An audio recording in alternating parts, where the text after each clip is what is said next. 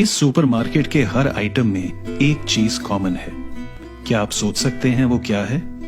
जी हां, MRP tag यानी maximum retail price का लेबल, जिस दाम के ऊपर वो वस्तु नहीं बेची जा सकती। और ये दाम कौन तय करता है? उत्पादक तय करता है वो अपना सामान कितने में बेचेगा। लेकिन क्या आपको पता है कि किसानों को अपने फसल की कीमत तय करने की आजादी नहीं है? जी हां, आपने सही सुना। जिस अनाज से आपका हर रोज खाना पकता है, पेट भरता है, उस अनाज को बाजारों में सही कीमत पर बेचने के लिए किसानों के पास आजादी नहीं है।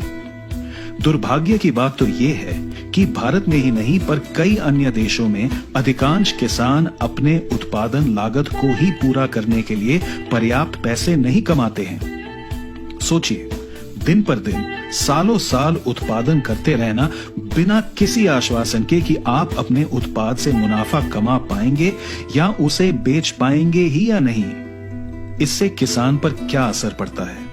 नेशनल क्राइम रिकॉर्ड्स ब्यूरो के अनुसार पिछले 10 सालों में 1 लाख से अधिक कर्ज में डूबे किसान आत्महत्या कर चुके हैं। यानी पिछले दशक में हर रोज औसत 30 किसान अपनी जान ले लेते हैं।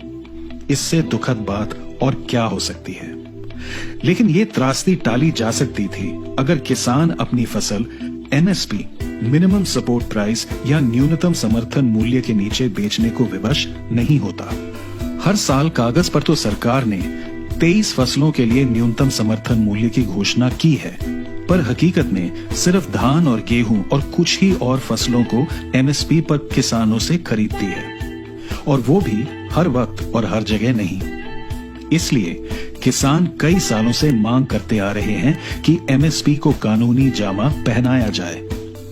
अगर MSP को कानूनी बनाया जाता है तो ये कृषि उत्पादों के लिए सही प्राइस टैग बन सकता है। दिवंगत कृषि विशेषज्ञ MS स्वामीनाथन ने MSP कैलकुलेट करने का फॉर्मूला निकाला था, जिसे C2+50 फॉर्मूला कहा जाता है। स्वामीनाथन आयोग ने किसानों की आय बढ़ाने के लिए उन्हें उनकी फसल लागत का 50% ज्यादा देने की सिफारिश की थी। किसान भी यही मांग रहे हैं। सरकार ने MS स्वामीनाथन को भारत रत्न तो दे दिया है, पर उनके फॉर्मूले से मुंह मोड़ लिया है।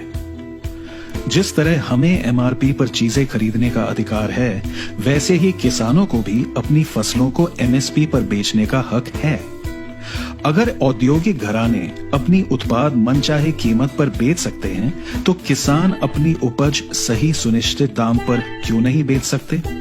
उन्हें मार्केट की मर्जी पर क्यों छोड़ा गया है? क्या ये दोहरा मापदंड नहीं है? MSP का ये मतलब नहीं कि सरकार किसान की सारी फसल खरीद ले, बल्कि कानूनी रूप से ये सुनिश्चित करे कि MSP के नीचे किसान अपनी फसल बेचने को मजबूर नहीं होगा। MSP किसानों का अधिकार है। इस अधिकार को पाने के लिए उन्हें हमारे सहयोग की भी जरूरत है। हम किसान का उगाया खाना तो खा लेते हैं, पर उसके अधिकार की मांग का समर्थन क्यों नहीं करते?